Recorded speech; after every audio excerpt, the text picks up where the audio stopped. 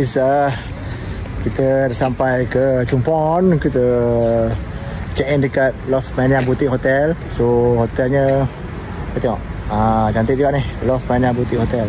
So kita tengok kat depan inilah Love Mania Boutique Hotel. Harga pun boleh tahan, cantik juga. Ni kat atas. So tak banyak lah dia area. So kat sini aku banjir kau tengok kat depan lah. So laluan dia pun not bad. Tengok secure lah, secure kalau pakai kereta kalau pakai dia punya area basement lah. Dia dekat sini aku pakai motor aku kat situ. Dalam tu tu motor aku kat dalam tu. So kita tengok dalam jom tengok dalam. Ni bahagian dalam dia. Jom tengok Love Mania Boutique Hotel. Wow. So jom aku belanja ke dalam. Ini dia punya environment. Sini kita ada customer kat sini tunggu. So jom kita naik atas. Malam tak ada nak kasi mana-mana lah. So ni kalau nak makan kepada boleh lah, pakai bayar je. Jom let's go. Nostalgia. Dah lama kau boleh main bilik ke sana. Tu ke sana. Dalam ni bayar berapa, 20 baht Tunggu kita naik atas.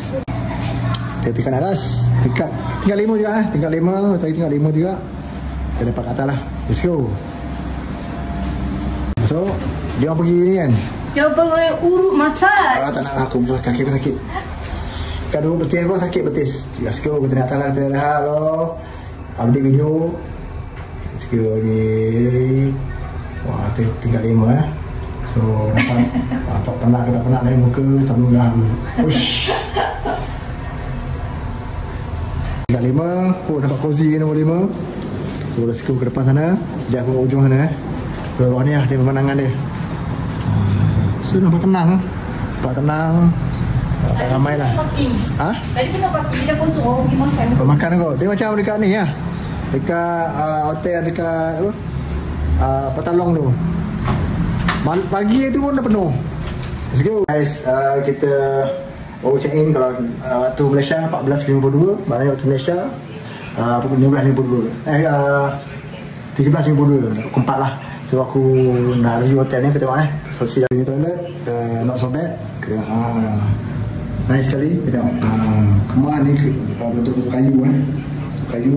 Sini ada tutup dia, siap tutup.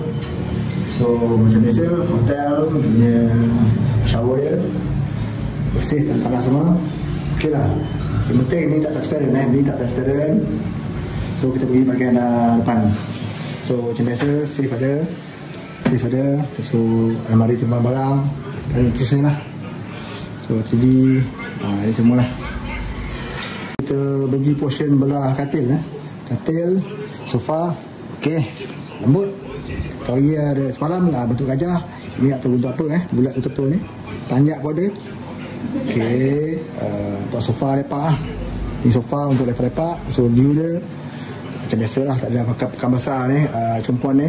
So lepak kat sini boleh nampak view luar lah. So asal depan tu macam kereta kot. So then next one dia ada area ni yang jadi kompresor, boleh panaskan baju, keringkan baju.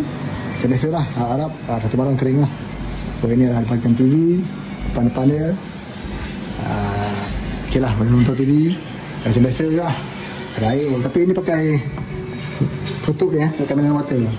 Kalau ni kita tengok kosong lah. Yang ni kalau tak ada membayar lah. So ada jam, first time hotel ada jam Okay nice. Alright, jangan lupa subscribe, like, share my channel. Sampai